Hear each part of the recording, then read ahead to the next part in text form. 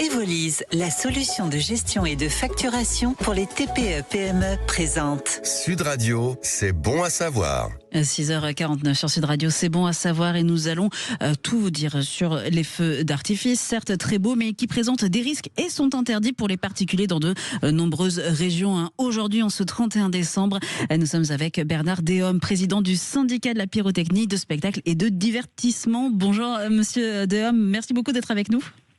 Bonjour. Alors on va parler dans un instant de feux d'artifice professionnels, un spectacle incontournable dans de nombreuses grandes villes, mais j'aimerais qu'on parle d'abord des artifices vendus aux particuliers. Alors pour bien comprendre, il existe plusieurs catégories de feux d'artifice ? Alors les artifices de divertissement sont classés dans une norme européenne et pour simplifier, il y a quatre types d'artifices. F1, F2, F3, F4. F pour feu d'artifice ou fireworks ou feuerwerk ou fuego artificial, etc. Enfin bref. Les F1 c'est pour les enfants, sachant que les enfants ça commence à partir de 12 ans. Les F2, F3 c'est pour les adultes. Et les F4 c'est pour les professionnels, enfin les gens titulaires d'un diplôme, un certificat de qualification au tir des feux d'artifice. Et certains de ces feux d'artifice font donc l'objet d'une interdiction de commercialisation décidée par les préfectures et les mairies. Il y a de très fortes amendes si on enfreint la loi. C'est une interdiction qui a un impact sur vous, professionnels ? Oui, bien sûr, il y a un impact, mais je dirais que c'est un impact inverse à celui qu'on croit, puisque ça génère une concurrence déloyale par tout un tas de gens qui vendent des feux d'artifice sans respecter les réglementations assez draconiennes, puisque l'artifice de divertissement, contrairement à ce que les gens croient habituellement, sont des explosifs à part entière. Oui.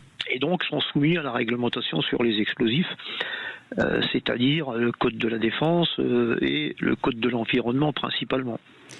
Vous nous parlez de ces artifices qui sont vendus. Il y a un manque de contrôle sur la vente des feux d'artifice ?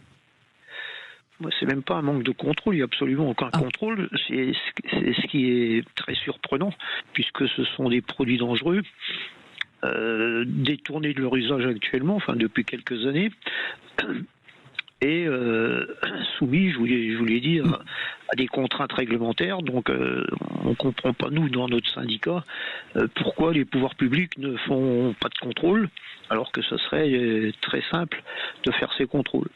Oui, c'est ça, des contrôles en amont, parce que évidemment il y a des voitures qui sont contrôlées parfois, des feux d'artifice qui sont confisqués, des amendes qui sont imposées. Mais ce que vous demandez, ce serait que ce soit fait en amont.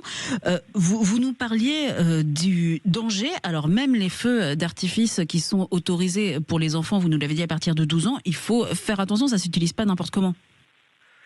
Bien sûr, parce que un artifice de divertissement, c'est un objet qui contient des produits inflammables et explosifs et qui sont projetés à une distance plus ou moins grande. Donc si un enfant met à feu un artifice sans y prendre garde et qu'il dirige vers lui, il va prendre l'artifice sur lui et ça va le brûler sérieusement, voire plus. Donc c'est vraiment aux parents aussi à contrôler ce que font leurs enfants. Oui, comme je vous le disais tout de suite, les enfants commencent à partir de 12 ans. C'est-à-dire en dessous de 12 ans, ils n'ont pas le droit d'utiliser des artifices. Oui, c'est ça, et même les adolescents. D'en acheter. C'est ça, et même les adolescents, il ne faut pas qu'ils fassent n'importe quoi. C'est sûr. Absolument, oui, même les adultes. Oui, bien sûr. Vous êtes professionnel, vous êtes à la tête du syndicat de la pyrotechnie, de spectacle et de divertissement depuis, je crois, 40 ans. Est-ce que vous pouvez nous expliquer comment votre métier a évolué ? Il y a une quarantaine d'années, l'artifice de divertissement était une chasse réservée à quelques grosses entreprises spécialisées, fabricants. Et puis, le métier, petit à petit, a été cédé à des revendeurs qui avant dépendaient à 100% de leurs fournisseurs. Maintenant, ils sont eux aussi indépendants et ils ont la liberté de vendre à qui ils veulent, comme ils veulent. Mais ils prennent cette fois-ci la liberté de ne pas respecter les réglementations concernant ces explosifs, parce que ça relève des ICPE, c'est-à-dire des installations classées pour la protection de l'environnement, et ça représente des investissements importants pour construire une ICPE, et surtout ça nécessite des autorisations préfectorales qui sont difficiles à obtenir.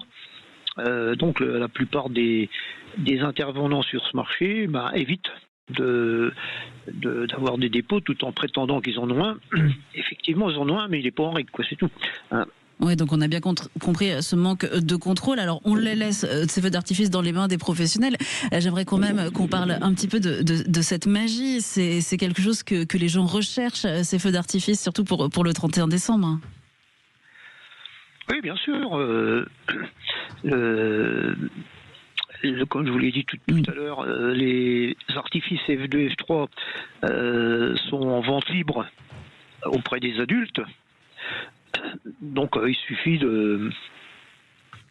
d'aller dans un magasin spécialisé, voire par Internet, mais il y a beaucoup à dire sur Internet, et d'acheter les artifices pour pouvoir les mettre en œuvre soi-même.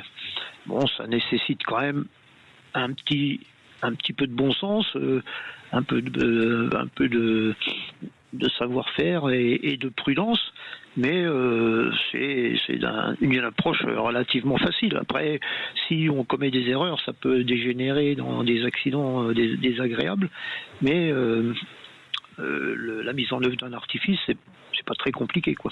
Bon, c'est pas très compliqué. Après, il y a ceux des grandes villes, et là, vous en faites partie des organisateurs de ces feux d'artifice de grandes villes ? Alors cette fois-ci, ça s'appelle plus des feux d'artifice dans la nouvelle réglementation, ça s'appelle des spectacles pyrotechniques. Un feu d'artifice, c'est en vente libre, et le spectacle pyrotechnique, c'est réservé aux professionnels, entre guillemets. C'est la réglementation française qui veut ça. Voilà, quoi. C'est la nuance. Donc les grands spectacles, c'est pour vous. C'est pour nous, c'est pour tout le monde, parce que tout le monde se prétend professionnel aguerri, et donc tout le monde essaye de décrocher des gros spectacles, parce que ça arrondit le chiffre d'affaires, quoi. On aura bien compris votre message, Bernard Déhomme. Merci beaucoup de toutes vos explications. Je le rappelle, vous êtes président du syndicat de la pyrotechnie, de spectacle et de divertissement. On vous souhaite une très belle soirée de la Saint-Sylvestre.